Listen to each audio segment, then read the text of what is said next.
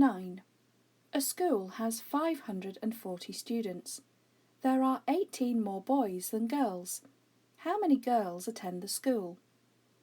Let's first of all consider 540 students. Let's imagine first of all that there were equal numbers of girls and boys. Of course, we would need to half 540. Half of 500 is 250 and half of 40 is 20. If I add those two numbers together, then I would get 270. So we could say 270 girls and 270 boys. Of course, we know that there are more boys than girls.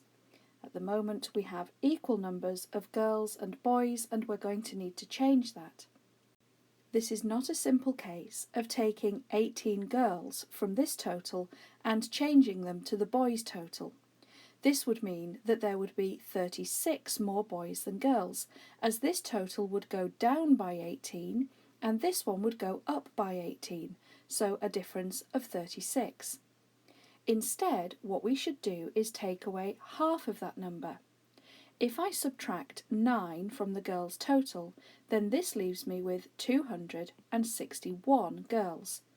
I can then add those onto the boys' total, and this means 279 boys. You can see that the difference between 261 and 279 is 18.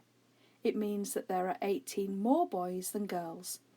We're asked how many girls attend the school, and we can see that there are 261 girls based on the calculation we've just completed.